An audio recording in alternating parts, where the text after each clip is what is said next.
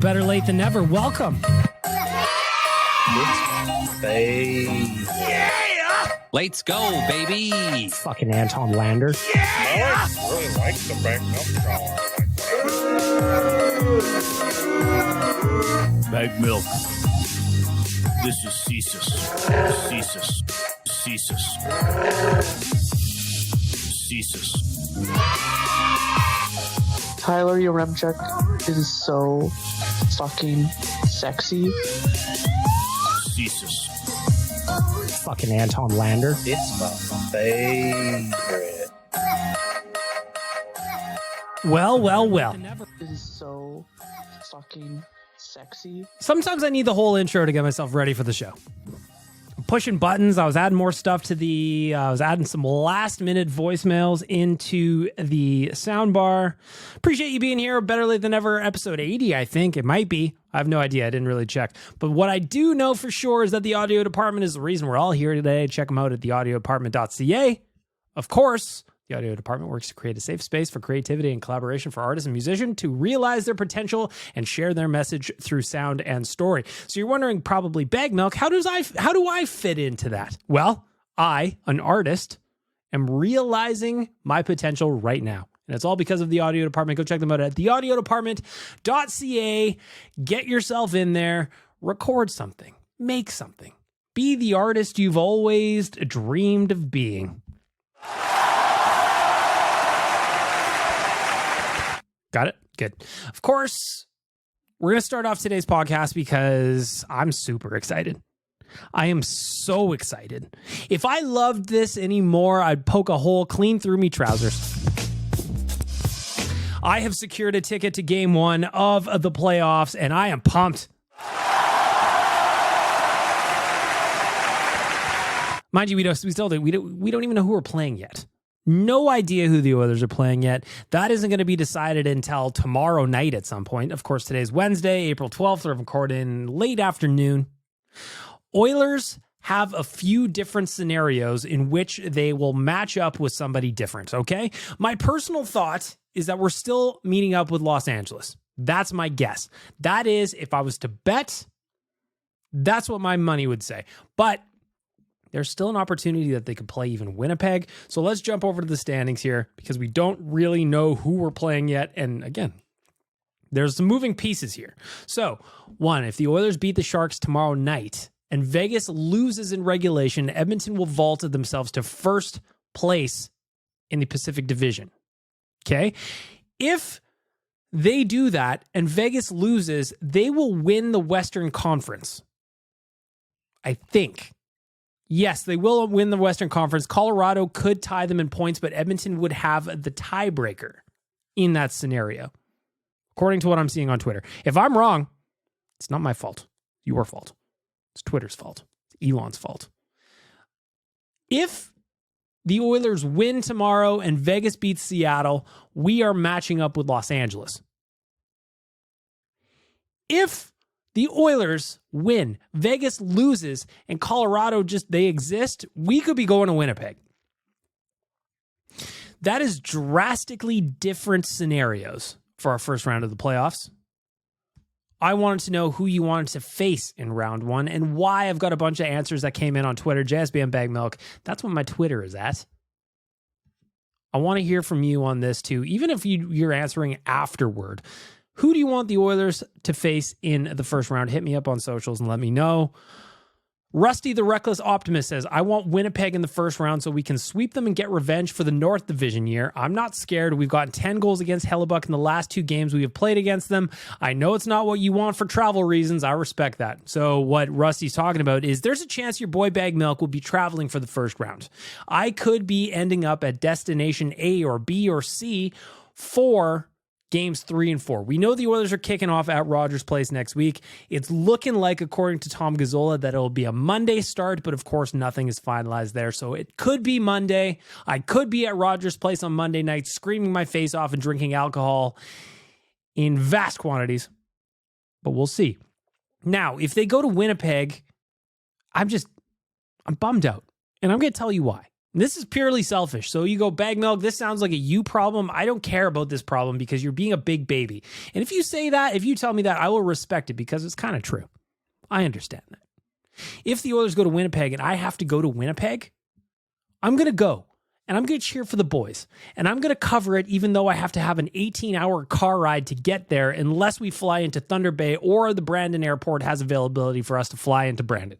Now, I'm committed to going. But if you think for 1 second that I would be as excited about going to Winnipeg as I would be to Los Angeles, well, clearly you've never been to either of those locations. I have. There's not a lot to do in Winnipeg. There's a whole lot to do in LA. Now, in terms of the matchup, I fear no one. The Oilers can play LA. I'm good with it. The Oilers can play Winnipeg. I'm good with it. This is purely selfish. Purely selfish. So why can't the Oilers please think of me and my happiness? As much as I want them to win the Western Conference and the division, think of me and my happiness. Back to Twitter. Captain Felton says, I want them to play Seattle so I can drive to the away games. If I had to pick, Seattle would be my target for round one. I would love to go to Seattle. First of all, that satisfies my travel needs. Again, we don't know if we're going. AMA Travel is going to... We're working on it with AMA Travel. Seattle, I would love to go to Seattle. Love to go to LA. Don't want to go to Winnipeg. I fear none of those teams. Captain Felton says he'd love to go to Seattle so we can drive to away games. Of course, the captain is in Vancouver. Duke says they know they've got no shot against us, so I'd worry the Kings would play too dirty and potentially hurt some of our guys. Would rather play the Kraken and let somebody else take the LA trash out. Lyle says Seattle, they're the weakest team in every position in the West. So basically, I mean, there's a lot of us. It makes sense, right? Seattle, in theory, offers you the easiest road to the second round. In theory, of course. Riley says LA. Their fans are getting a little too yappy, a little too bold. Look, I know it's a tough matchup, but we stuffed these guys in the garbage can the last 2 times we played them, and I think keeping this fan base salty is well worth the risk that comes with playing them. I like that, Riley. Kai says, I'm going with LA because we know them. Our coach knows their coach. It will be tight, hard games, but no bad surprises expected there. Classic Davis says, I'd love to have another battle of... Flames are golfing. Classic Davis follows up. I want LA first round to get them out of the way. Going to go 7, but after that, the boys will be buzzing. I don't think it goes to 7 against LA. I'm not saying it's a short series. By no means am I calling this a sweep, but I don't think it goes to 7 this year. Oilers are a different animal. They are a different animal. Peter says, Winnipeg. Every cup had a Winnipeg beatdown. We want first in the conference. That is what Rick said. If you listen to Oilers Nation Radio, Rick is on that page. Kikuchi's beard. He says, I think Seattle would be ideal for the opposing goaltending. I'm not too fearful of LA either at this point after 2 very strong games against them when the stakes were high. I'm not a fan of possibly running into playoff hellebuck. I think the Jets are sneaky in that 8th spot. They could be. Ryan just says, not Winnipeg. Nick says, probably the Kings. Rather face Korpisalo over hellebuck. I think LA is a bit overrated. That one's getting a bunch of likes. That one's getting a bunch of attention. Bearded Brad says, they're winning the cup. It does not matter. Max says, Kraken, although I think you'd need Kraken to win in OT over Vegas and LA to lose to the Ducks. If the Oilers beat the Sharks, it's a tall order. Yeah, there's a lot of math that goes into facing the Kraken. I just don't see them being a possibility. Just one guy says Seattle because their goaltending is a joke. If you're thinking about it that way, without question, you want to play Seattle probably, but there are no easy outs in the playoffs. There are no easy outs. If you remember, we all were expecting it to be an easy out against Winnipeg in the North Division Canadian bubble playoffs. Didn't work that way. In fact, they got swept 3 consecutive OT losses to wrap up that series. You know, playoff Hellebuck can be the difference. Am I nervous about it? No. Again, I fear nobody. But if I had to pick, I'm being selfish. I want to go to Seattle. I want to go to the fish throwing market. I've never been there. Maybe I'll get to see Macklemore. Or 2, I want to go to Los Angeles so I can bring my Ohtani jersey and go to an Angels game. Or maybe a Dodgers game. I've never been to one of those. Won't somebody please think of me? Anybody? Somebody? Let's get to the news.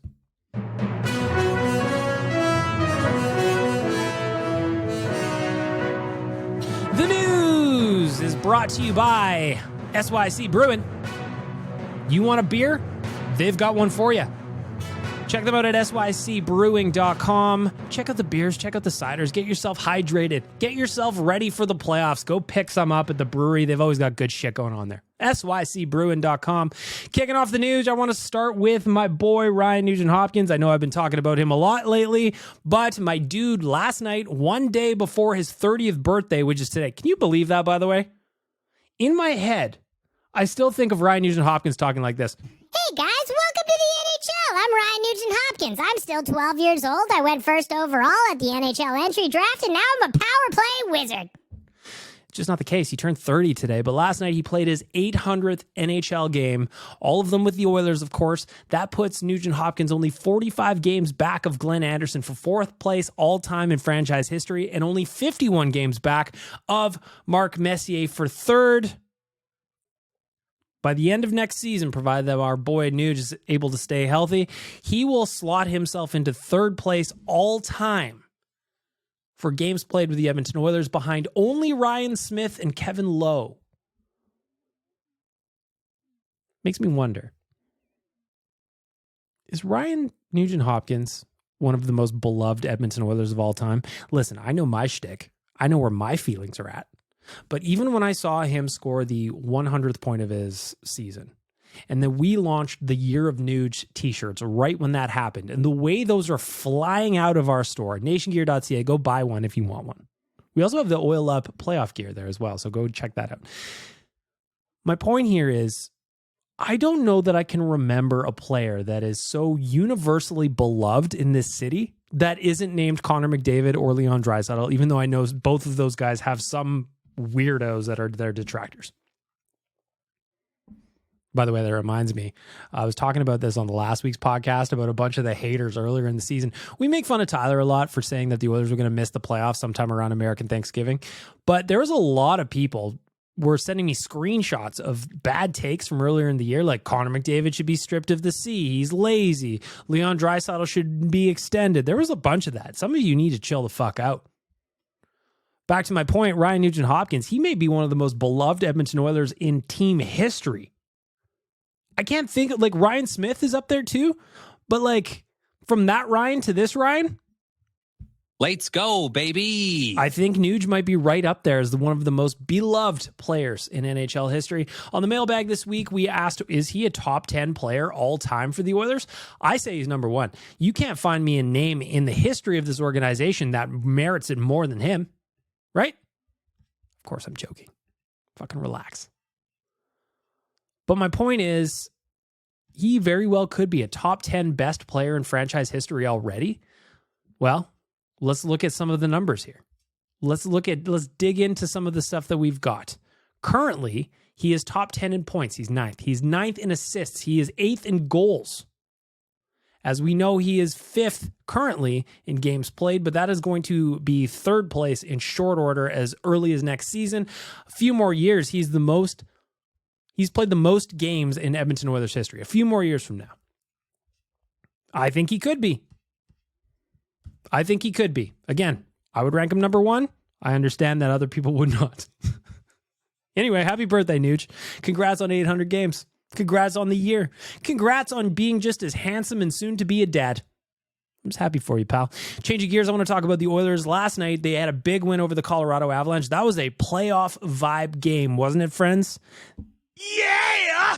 I didn't mean to push that.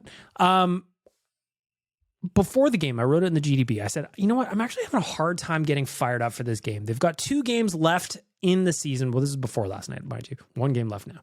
They have 2 games left in the regular season. The playoffs start next week. I had a hard time focusing on the task at hand, and I'm so glad that the Oilers did not, because as much as I was not fired up for that game against the Colorado Avalanche, when the puck dropped and I saw how intense it was getting, I loved it. The Oilers, of course, are 9-0-1 in their last 10 games. They have the chance to set a franchise record 9th consecutive win tomorrow if they beat the San Jose Sharks. Of course, we talked about the playoff implications about that, but isn't that kind of crazy? The 2022-23 Oilers have the chance to set a franchise record for most consecutive wins with 9. That blew my mind, considering that some of those teams in the 80s, like, you would have just imagined they would have ran through teams back then. Pretty impressive. It is pretty impressive. And all of this is kind of happening since Matthias Ekholm showed up just before the trade deadline. Like, come on. In the 20 games played with the Edmonton Oilers since coming over from the Nashville Predators, Matthias Ekholm has scored 4 goals, 9 assists for 13 points, and he is plus 26. I am not a big fan of plus minus, but it's hard to ignore those numbers. Looking at the team perspective, they are 17-2-1 since Ekholm showed up.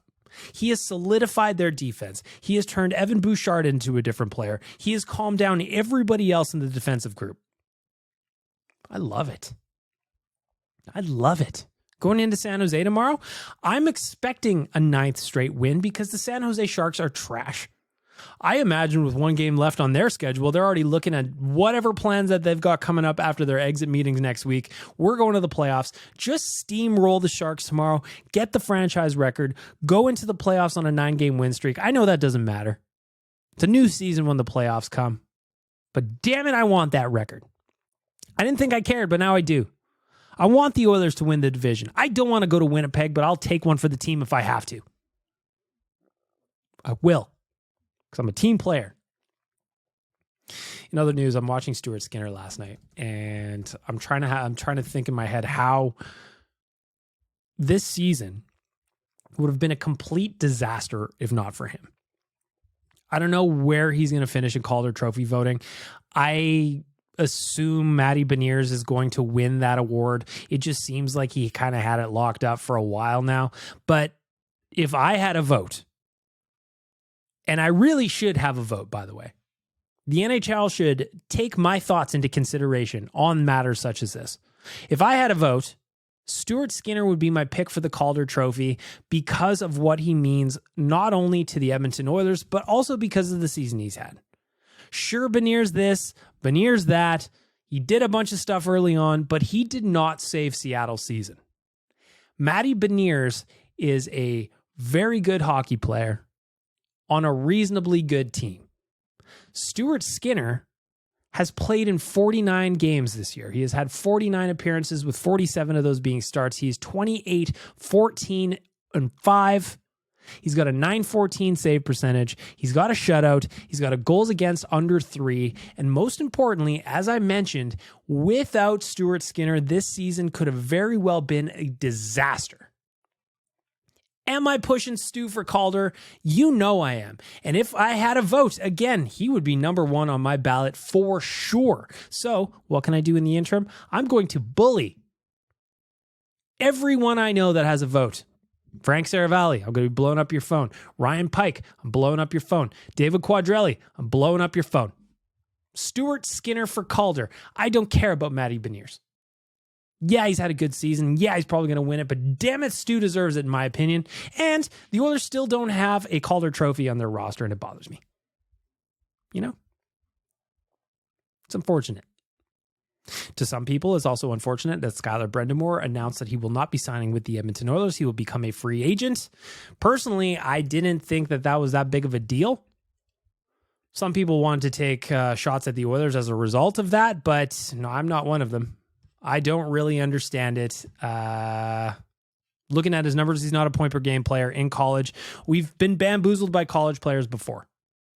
Drake Caggiula was a fine Edmonton Oiler. I have no qualms with Drake Caggiula, but the reality is his career high was 20 points. You need productive bottom 6 players, but I also don't think this is a huge thing. And according to Jason Gregor, Skylar Brendamore kind of looked at the Oilers depth chart as a forward and went, wow, I don't really have a path to the NHL with this franchise based on who they have locked up front. I can respect that. I can also make fun of him for wanting to go to a shitty team that has poorer depth up front just so he has a chance. That said, I respect it. I've got no qualms with you, Skylar Brendamore. I'm not exactly upset that you're gone, mostly because I didn't even know you. I do wish you well, but I won't miss you. At least I don't think so. Another thing I wanted to give a shout out to the Edmonton Oilers for this past week. I mean, it was last weekend, but I hadn't recorded since then, so give me a break. Jason Demers played in his 700th NHL game because Cody Ceci was having himself a baby. Cody Ceci went out and kicked a goal. having a baby. Oilers recalled Jason Demers to play his 700th NHL game against his former club, the San Jose Sharks. And I just, you know what? I just wanted to give the Oilers a little bit of love because I thought it was a really cool gesture. They did not have to do that for Jason Demers. He was a good soldier for them down in Bakersfield. He did everything that they wanted him to. And I thought it was kind of cool that they gave him the opportunity to play his 700th NHL game against his former club. The San Jose Sharks gave him a little tribute video. He got to wave from the side of the bench. And after the game, Jason Demers tweeted, "Thank you for all the love and support for my 700th NHL game. It's been a long 2 years, and I couldn't thank the Edmonton Oilers enough for the chance to show I could still play up top other than that early pizza delivery." He did a little cover the eyes emojis there. Chalk that up to nerves and excitement. You know what? That giveaway didn't matter at the end of the day. He also says, "Thank you to the San Jose Sharks for the gesture. I wasn't expecting it, and part of my heart will always be in San Jose no matter where I end up. Cheers to the playoff run in Bakersfield and Edmonton, special groups of players and human beings at both locker rooms." So, shout out to you, Jason Demers. Shout out to you. I think it's cool. 700 games is no joke, and it had been a while since you had played an NHL game. It was a tough journey. According to, I wish I could find it now as I'm cruising around Twitter, but I can't find it when I need it the most. Apparently, Demers wasn't exactly thrilled about the way things ended with the Coyotes. They healthy scratched him even though their season was over, and he could have got to 700 games with that organization. So glad he was able to do it with the Oilers. It's cool. Why not? Shout out to Jason Demers. In sadder news, I'm just going to wrap up the news with thoughts about Colby Cave. I couldn't believe the other day when I saw it on Twitter that it had already been 3 years since his passing. But I thought Tyler Yaremchuk put it really well yesterday on Oilers Nation Radio when he said, "It's sad. It's obviously horrible to lose somebody that's young with so much potential and future and a bright future ahead of them. But at the same point, what's happened since his passing has been really remarkable. Both the Edmonton Oilers and Emily Cave have done a really strong job of keeping his memory alive with a charity aspect that now can impact plenty of people, not just now, but down the line in Colby's name." And I just thought that was a really, really cool thing that they're doing and making sure to keep his memory alive in a really positive way. And I don't know what else to say about it other than thank you to the Oilers and to Emily Kay for doing all that work. I know it can't be easy to do these things while you're also mourning the loss of somebody so important in your life, but they're doing a great job. And that's how I wanted to end the news, by giving them a shout out.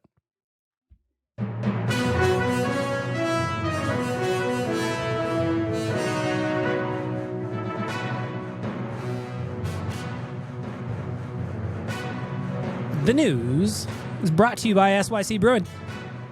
Go check them out at sycbrewing.com. Get yourself something to drink. You're thirsty. You're listening to Better Late Than Never with Bagged Milk, where facts plus bollocks equals factor bollocks.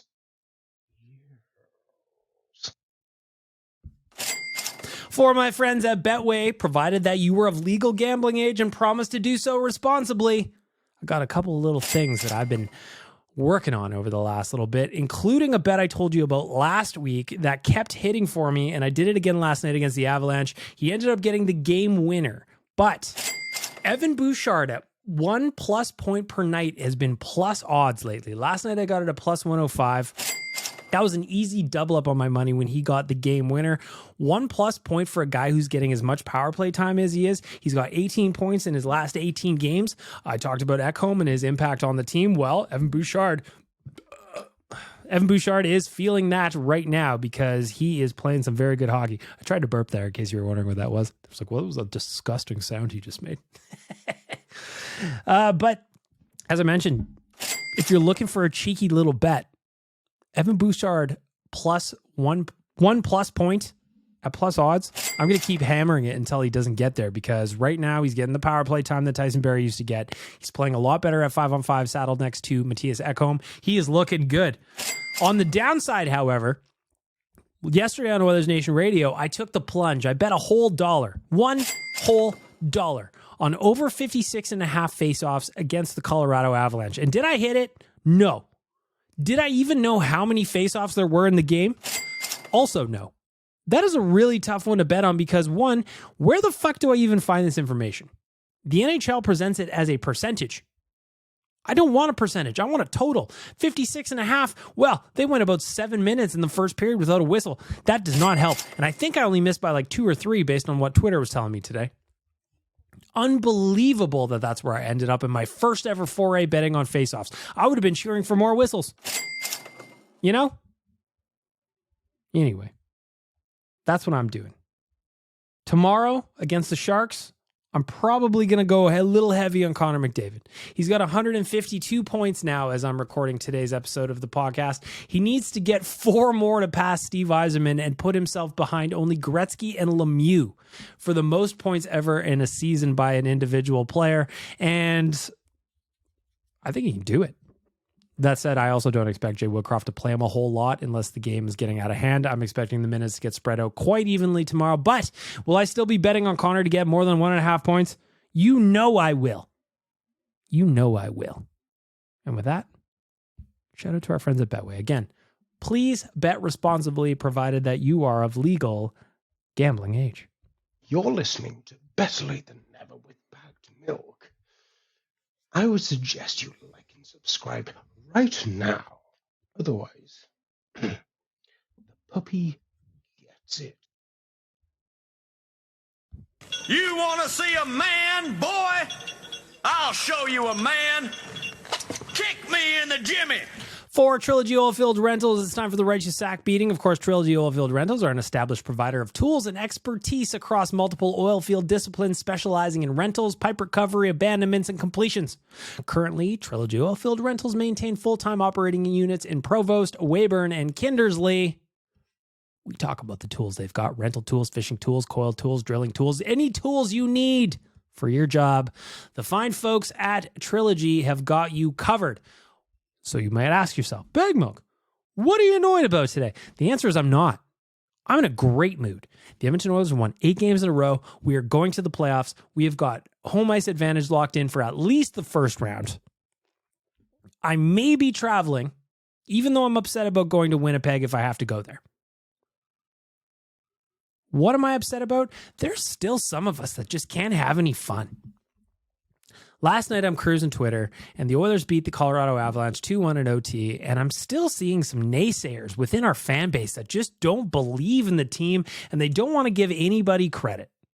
There's been some talk. There was a mailbag question on Oilers Nation about Ken Holland. Should he get consideration for the GM of the Year award based on his work that he did? There's a couple of trades in there that I love.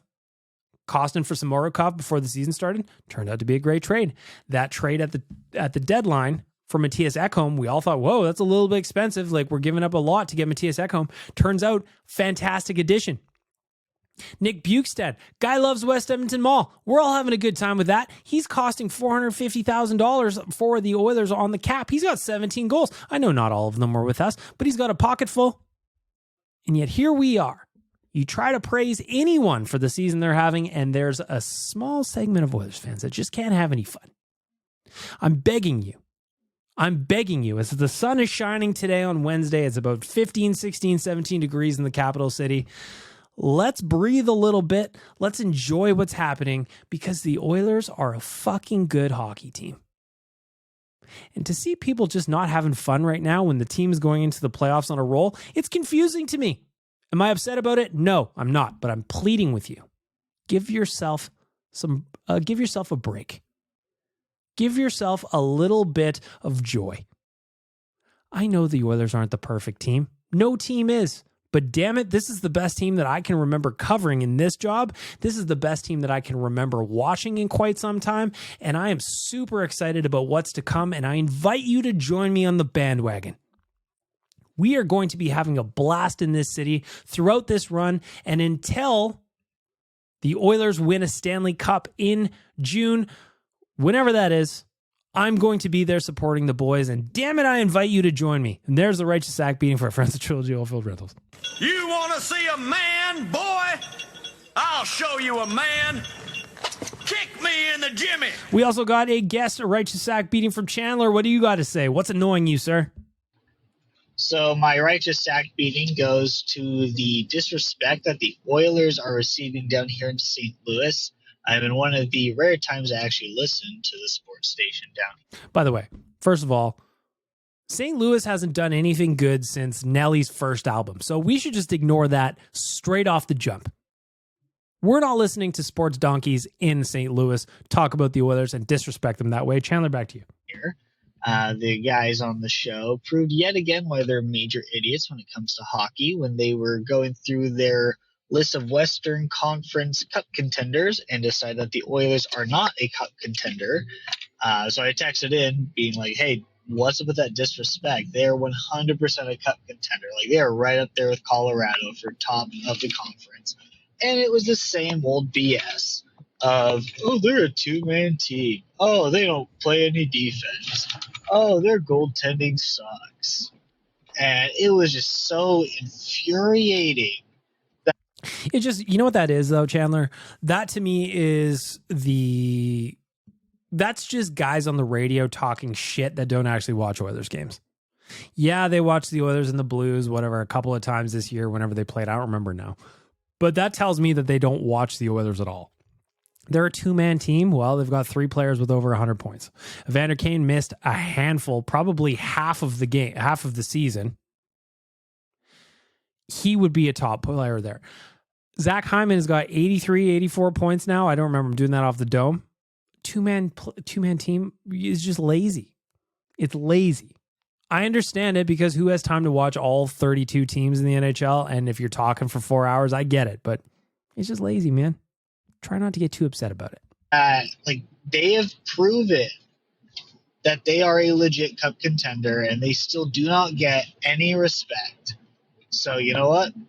The Oilers, go out there, win a cup for us, win a cup for you, and win a cup to shove it up the haters' asses because they are not giving you the respect that you have rightfully earned. The Oilers deserve the utmost respect. They should be the scariest team for anyone. Colorado, I guarantee, is concerned if they have to play the Oilers. For good damn reason. Let's go, boys. You want to see a man, boy? I'll show you a man. Kick me in the jimmy. Go win it for that guy in St. Louis.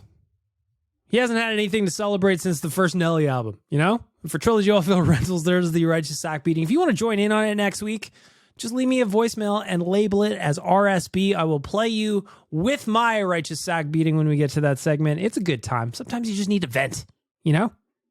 Today we're hating on St. Louis Blues sports media. Why not? Who cares? Let's go.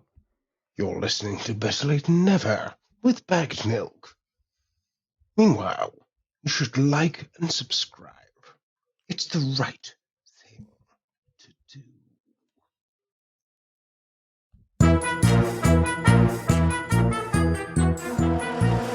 The voicemail is brought to you by my friends at South Island Pie Company. If you go to southislandpie.ca and click on the Meet the Pies tab, there you will see all the delicious flavors that are waiting for your mouth. Like a massage for your mouth feeling, South Island Pie is here to feed you. They're here to nourish you. And damn it, they're here to entertain you. Because if you haven't seen the video of Jamie yet on the website, southislandpie.ca, you got to go watch it. The story's great. Came to Canada, fell in love, moved here, missed the pies from New Zealand, brought the pies. That's what you do. You miss the pies, you start a pie company. That's what Jamie did. I also encourage you to use the promo code NATION20. If you are in-store ordering online, you will get 20% off your order. If you want delivery, that's what I did. uprootfoodstore.ca, uprootfoodstore.ca. Use the promo code NATION20 to get 20% off your order. Starting off the voicemail with an anonymous one. I've got an idea of what this is, but we'll see. Ladies and gentlemen. Ah, my friend Donkey Volley. I see the back and forth you and Dukes are having on Twitter. I see it. I'm enjoying it. I love that we're connecting people via the voicemail. Back to you, sir. It's about time I retaliated slightly to my Antipodean friend, Mr. Dukes. Kookaburra sits in the old gum tree, merry, merry king. The bush is he. Laugh, Dukes, laugh Dukes. Oh, your life must be. Oh. Uh-huh. Yep. What the fuck are those two talking about? If you're not following along with this back and forth and this beef that they've got from two different continents on Twitter, you got to join in it. You just got to watch it. Go follow them on Twitter. They're great. Another anonymous voicemail. This is, I don't know what this is. We'll see. Hey, Big Milk. Hope you've been doing well. If I'm being honest, I'm surprised that it wasn't either Donkey Volley or Dukes just shitting on the other one with some kind of sneeze-related content. I'm making a weird podcast here, and I could not be happier. Anyway, back to you, sir. I haven't messaged in a little bit. I've been busy with work, life, such and such. Anyways, I'm coming in raw with this one. I am currently watching the Vegas versus LA game, and Vegas is absolutely beating up on LA. It's 4-0 in the first period. And the LA announcers have the absolute audacity to pull up the Edmonton LA game and comment on McDavid's hit on Mikey Anderson, calling it dirty, saying that McDavid should get suspended. I'm going to do a little impression of what that sounds like. I know the LA Kings are losing to the Golden Knights right now in what was a must-win game for the franchise, but all I want to do is talk about Connor McDavid. He ruined my day. He hit Mikey Anderson, arguably one of the dirtiest players on the Kings, and now he didn't get suspended. I even fell for the OilersNation.com April Fool's joke that said he was getting suspended for the rest of the season. I fell for it, and now I'm sad. And even though I should be doing my job in describing the game that's happening between the Kings and the Golden Knights, I'm obsessed. I'm obsessed with Connor McDavid. I am obsessed with the Edmonton Oilers, and they are living rent-free in my head. I can't even shake it. Something like that, anyway. Or at least tossed from the game for a 5-minute major. And the reason they did this was a comparison of an LA player doing it to a Kings player, saying that the onus is on the Kings player to brace himself when he's getting hit in the numbers. An absolutely outlandish fucking take. I think it's fucking bullshit and hilarious at the same goddamn time. We're living in LA's head rent-free, and I can't wait to play them in the playoff and listen to not only their salty-ass bitchy fans, but their salty-ass bitchy media people go on and on how this is dirty, this is that. Why don't you talk about fucking McDavid or Draisaitl getting pulled down from behind? Huh? Wasn't that dirty? He got fucking slew-footed. Wasn't that dirty? Fucking joke. Absolute joke of an order. Draisaitl was horse-collared, while also a slight slew-foot by Mikey Anderson. They also had Brendan Lemieux get suspended for 5 games for biting someone, so... yeah, it is pretty rich to hear LA Kings complain about other people being dirty. It is rich. Can't be lost on us. Well, LA is crumbling down the stretch as well. Again, I fear no one. LA is a good hockey team. I'm not going to pretend that they're not. I'm not going to pretend like I'm so confident that the Oilers are just going to steamroll through any team that they match up against in the first round. I'm just not scared. I'm just not scared. Anonymous message number 3. Let's start talking a bit sexy about the Oilers in the playoffs. Listen, Donkey Volley, when you call in and you actually will have a topic in mind and you want to talk about the Oilers, it's almost surprising. I know you're an Oilers fan. I know you're a hardcore Oilers fan, but normally I don't get to hear from you in this arena, so I'm excited about it. Yes, you might know who I am. But yeah, I'm going to talk serious hockey now. I could have put a bet on 14-1 here in England. I know that does that make sense? 14-1, but now it's 12-1. It's shortening. So, yeah, I've got to say, this is probably the sexiest Oilers team I've known. And I went through the 2006 version of them. I've got to say, we are king lovely. Try not to swear on the podcast, because, fuck, etc. Oh, God, everything's good. I love this team. Genuinely love this team. Ekholm, you sexy bearded person. Yeah. Yes, big Swedish daddy coming in and making all kinds of difference on the defense. I love him too. Ari, what do you guys say? So I was just sitting here Mm-hmm. doing my physics homework, and I happened to stumble upon the Oilers hockey reference page because, I'm getting bored.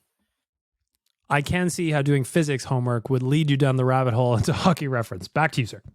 So, and I was looking at it. The Oilers have gotten 268 power play opportunities over 80 games. The league average is 245.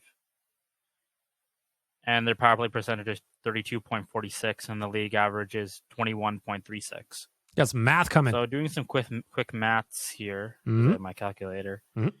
they are getting 3.35 power plays per game. Go ahead. Now, we all remember what happened against Winnipeg Mhm. in that stupid series. We don't have to talk about And it. then we all remember what happened last year. It was a little bit better. Yep.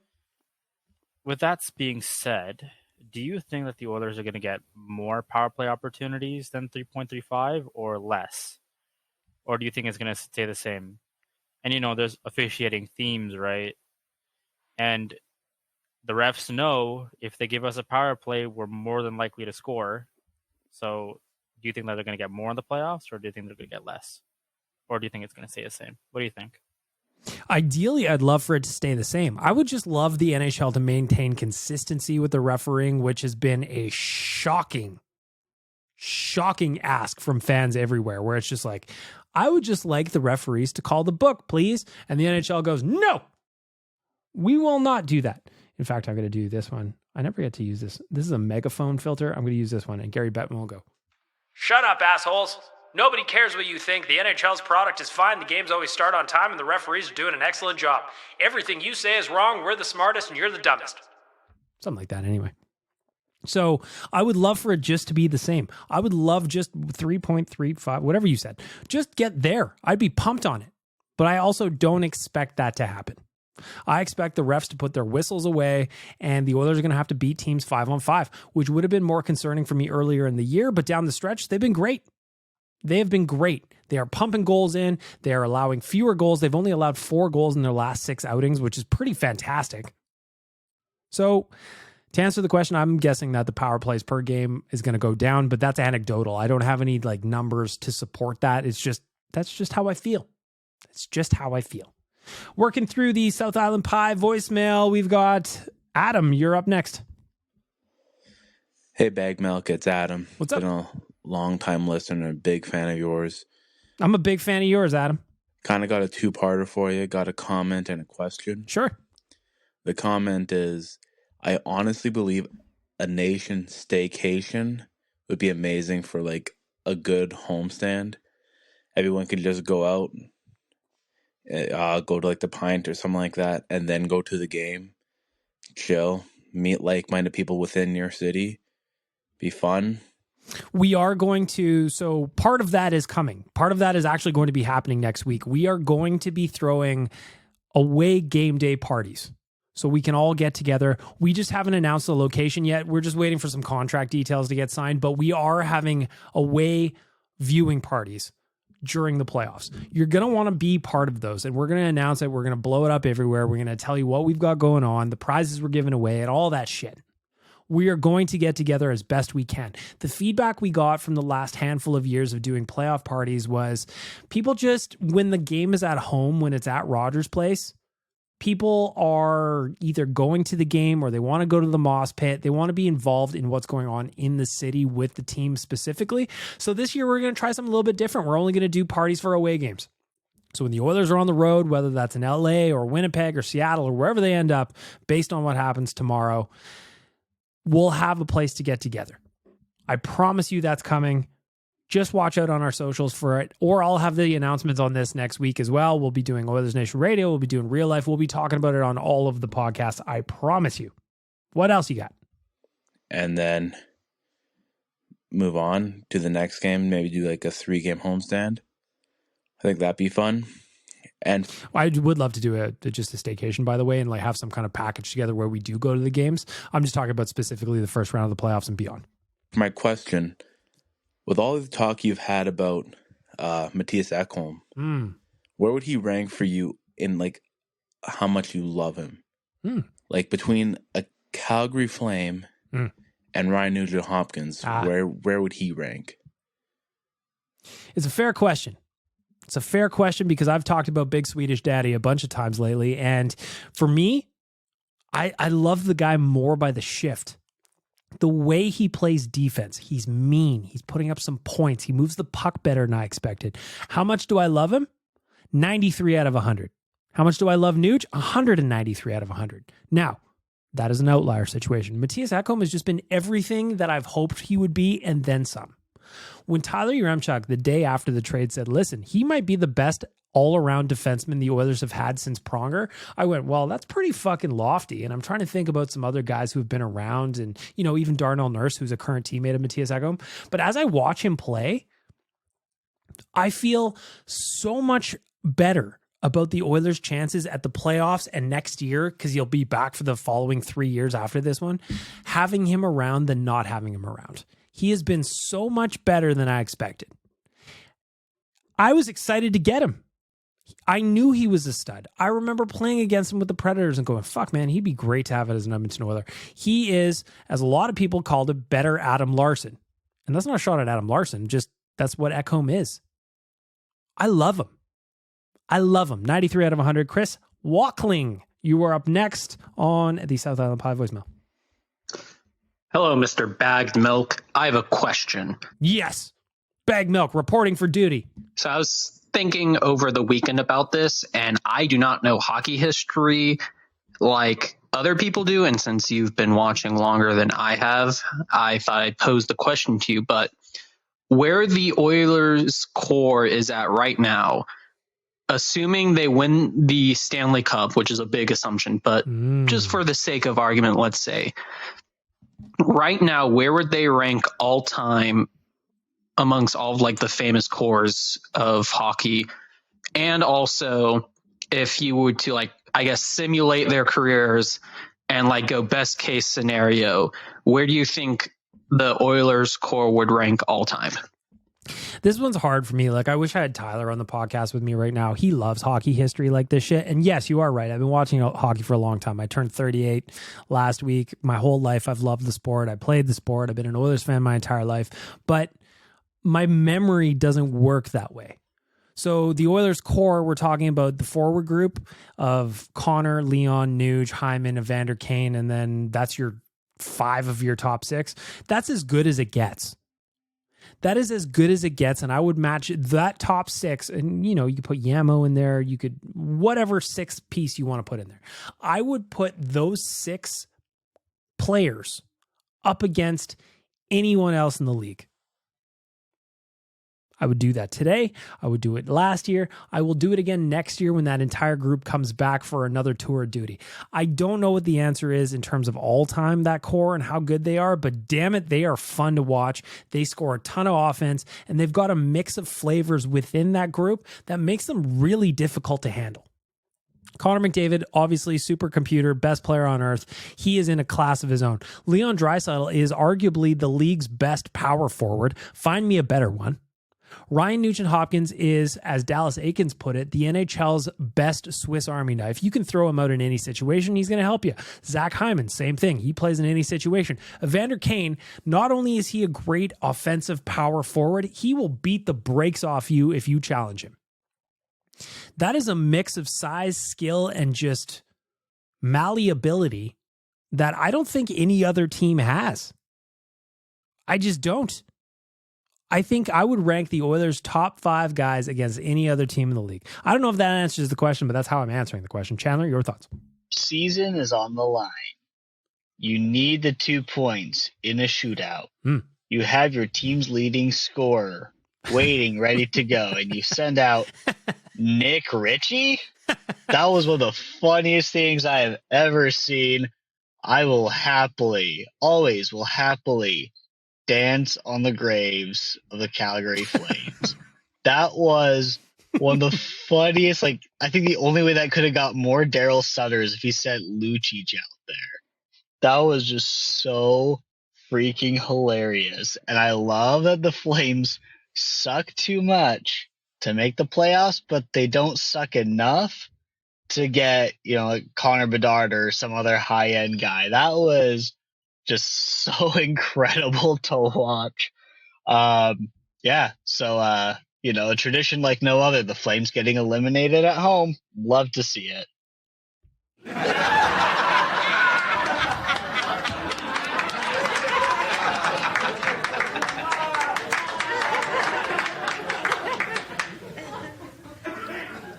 I don't ever use those laugh tracks enough, but I feel like the Flames shitting the bed against the Chicago Blackhawks last week and then the Vancouver Canucks in a game that they had to win. Hilarious.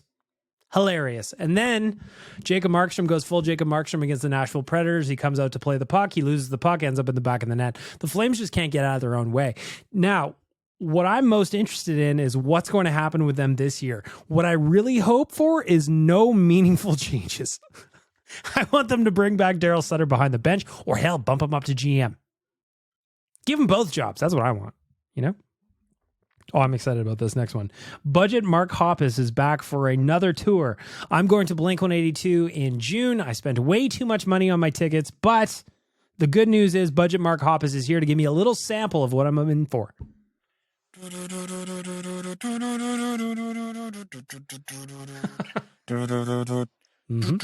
Nation, worst host, your Remchuk. I know his meal choices are utter junk. Who the hell fries veggies drunk? Say it ain't so. Tyler won't go. He's celebrating Cinco de Mayo. Say it ain't so. Oilers will go to the cup final and carry it home. Na na na na na na na na na na na na na na na na na. I love that. That is fantastic. I'm going to give you this button.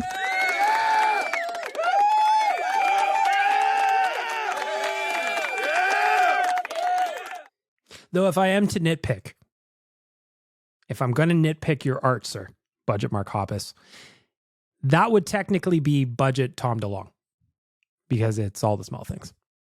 That's it. Ooh, I'm excited about this new voicemail. Liam's new fish is checking in. Of course, if you missed out on what's going on with Liam's fish tank at his house, it's super secret. So I'm looking forward to hearing from his new fish. Hello, Bag Milk. My name's I can't remember. Anyway, long-time listener, first-time voicemailer. Mm-hmm. Firstly, I just want to, whatever that donkey guy is, man, that was a terrible voicemail. You need to lift your game. You're bringing this show into disrepute. Secondly, do you think, just based on your opinion of, you know him quite well, and what his interests are, do you think with his, because he's an aficionado of the whiz, do you think that fucking Tyler, if presented with an option, would rather A, eat the tin of cat food, or B, drink a cup of his own piss? Because I think I know which direction he'd be heading in. Anyway, I'll cut this one short because, fuck, I don't know, I'm not drunk, so I'm not going to ramble as much today. Let's fucking go Oilers. Play La Bama, baby. Well, to answer the question, Tyler is still ducking on the cat food thing. I want to set him up like a charcuterie of cat food, different flavors, accompanied with like a little, a toast point or a nice cracker, maybe some cheese, something that really levels up the experience. That's what I want to do. That's what I want to prepare for the guy because I care about him. And I want him to enjoy the cat food as best as he possibly can for his horrible, horrible Boston Bruins bet. Now, the other part of the question is, would he prefer to drink a pint of his own piss? Now, if you're a real life podcast listener, you will know how much Tyler loves a good piss joke. He loves a good piss joke. So it's a tough one to answer, but I think he would rather eat cat food. As much as he loves piss, I don't think he wants to ingest it, despite learning on the Real Life podcast and from the Wizard that it is sterile and delicious. I could be wrong. I could be wrong. Ari, get me out of this mess.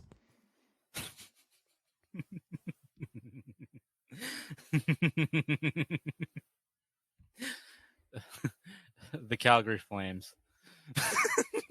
Are we just laughing? Here, hang on. Satan, he wants to join you. Dude. Bag milk. It's like watching. I watched it last night. They got eliminated from the playoffs by Johnny No Name. It was like watching Babcock Leafs plus Tippett Oilers plus bad goaltending. Oh my God, they're awful.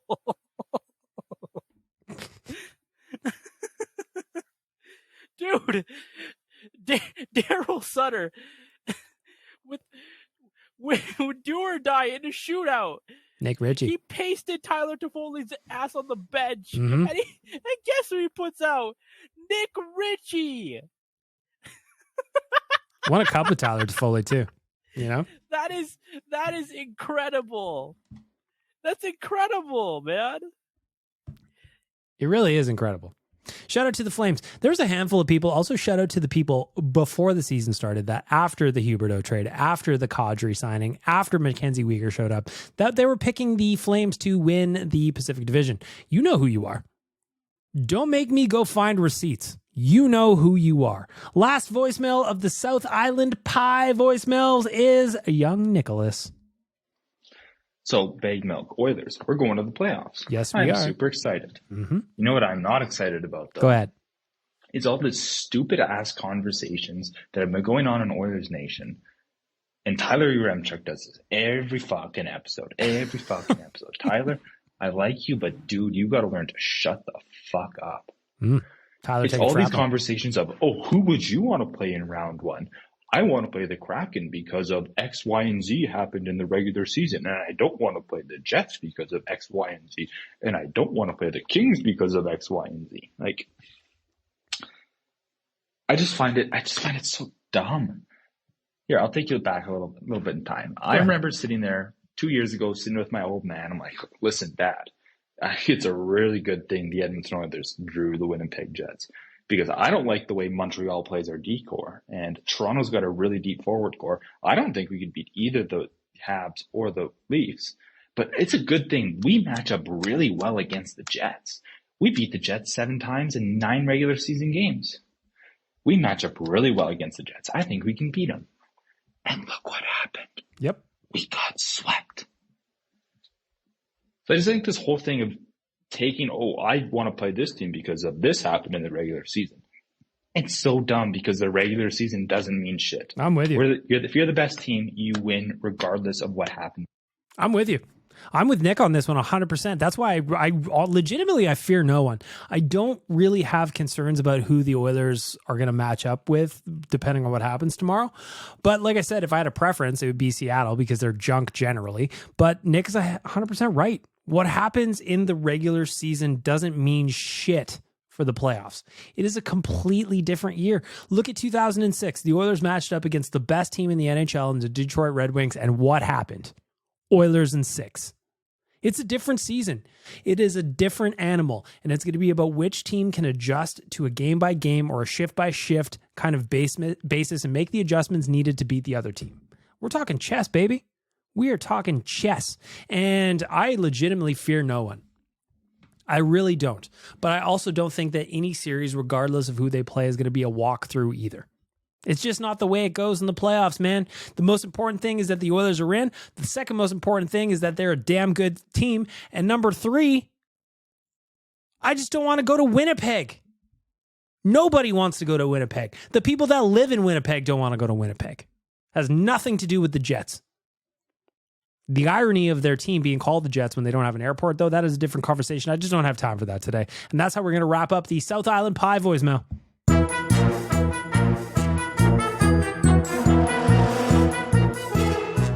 Again, go to southislandpie.ca, click on Meet the Pies, and see what kind of deliciousness awaits you. Use the promo code NATION20, get 20% off your order. Make sure you are eating well, courtesy of Jamie and the fine folks at South Island Pies.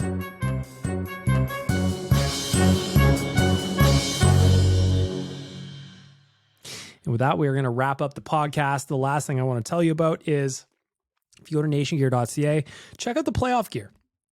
ON Oil Up is what we're using for a hashtag this spring. The associated gear is on the Nation Gear store. I got the white and orange Oil Up shirt yesterday. It is looking fantastic. If you just want to have a look at that, pop on over to my Instagram page. Hi, my name is Bag Milk. I just posted it there. It just looks sharp. You should see it on my body. It looks even better. Secondly, I want to tell you, if you were looking for a free Oilers Nation sticker, you can pop in at any of the Edmonton Oodle Noodle locations. They have got a free sticker for you in there. All you got to do is be like, hey, man, I want some green onion cakes and some spring rolls and a free Oilers Nation sticker, please. And they're going to go, here you go, sir. Deliciousness and a sticker. What else do you want? What else do you want? Right? It's just good living. It's great living, in fact. That's why I'm telling you about it. And for all of you, I just want to say thanks again for listening. We are going to be going into playoff mode. There could be emergency podcasts. There could be Better Late Than Never episodes from the road. There could be lost episodes again, like last spring when we went to LA, when we got too drunk and thought that recording a podcast at like 1 a.m. would be a good idea. As it turns out, it wasn't. Content was bad. That was okay, actually. We just sound real sloppy. So probably expect some more episodes of this podcast coming at you. Of course, we're going to have the full doses of Oilers Nation Radio in real life throughout the postseason. And watch out for our postseason parties. We are going to celebrate together, and we are going to get hammered responsibly. And with that, we'll wrap up the podcast. Shout out to our friends at the Audio Department, Trilogy Oilfield Rentals, Betway, and South Island Pie for making this all possible. Go get yourself an SYC Brew and Beer this weekend. You deserved it. I know it's only Wednesday, but damn it, you've made it through 3 working days without drop kicking anybody. You've earned it. Earned and not given. Tie-tie, why won't you kiss me? Why won't you kiss me?